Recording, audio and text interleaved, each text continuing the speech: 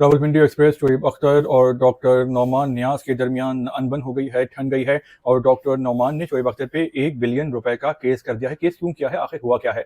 जी अस्सलाम वालेकुम, मेरा नाम खुर्रम फ़ाहद है। डॉक्टर नौमान नियाज़ साहब का कहना है कि शोएब अख्तर साहब ने उनकी इंसल्ट करने की कोशिश की है और उन पे घिनौनी किस्म के इल्ज़ाम लगाए हैं और अब वो ये मामला अदालत में लेकर जा रहे हैं, बल्कि अदालत में चला गया है और शोएब अख्तर साहब को नोटिस आ गया है कि सबूत दें, जवाब दें, वरना 1 बिलियन रुपए जुर्माना या हर्जाना दें।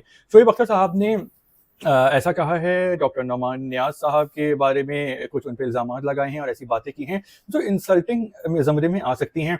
उन्होंने कहा है कि एक ज़माने में डॉक्टर नौमान नियाज़ खिलाड़ियों के बैग उठाता था और कमरों में पहुँचाता था और इस किस्म की जो बातें हैं वो डॉक्टर नौमान को पसंद नहीं आई हैं। लेकिन इनमें ये जो मामला है ये नया नहीं है, बल्कि इससे पहले भी पीटीवी का लाइव प्रोग्राम चल रहा था जिसमें सर विविन रिचर्ड्स आए हुए थे और भी मेहमान थे और शोएब अख्तर और नौमान नियाज़ के दरमियान गर्मा गर्मी हो गई थी और डॉक्टर नौमान ने ये कह दिया था कि आप उठ के चले जाएं अगर आपको कंटेंट पसंद नहीं आ रहा है तो उसके बाद जो है वो नौमान नियाज़ साहब भी पीटीवी में नहीं रहे थे और इस बात पे काफ़ी जो है वो तलातुम मचा था। तो इनके दरमियान ये जो झगड़े हैं ये पुराने हैं, फिर ये साथ बैठे भी नज़र आते हैं, आपस में गपशप भी कर रहे होते हैं, लेकिन और आपस में लड़ भी रहे होते हैं।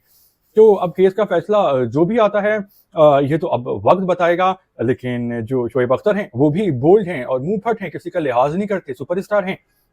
और डॉक्टर नौमान जो हैं वो इतने मशहूर नहीं हैं। शोएब अख्तर चूंकि क्रिकेटर हैं लेकिन वो भी पढ़े लिखे इंसान हैं, एक अच्छे फैमिली बैकग्राउंड से है, लेकिन आपस में लड़ रहे हैं बच्चों की तरह, तो ये देख के अच्छा नहीं लग रहा। तो इस तमाम तर फाइट के हवाले से आपकी क्या सोच है, आप अपने कमेंट्स कर सकते हैं। और फिलहाल इतना ही, जैसे कोई नई ताज़ी आती है तो फिर बात करते हैं इंशाल्लाह। शुक्रिया।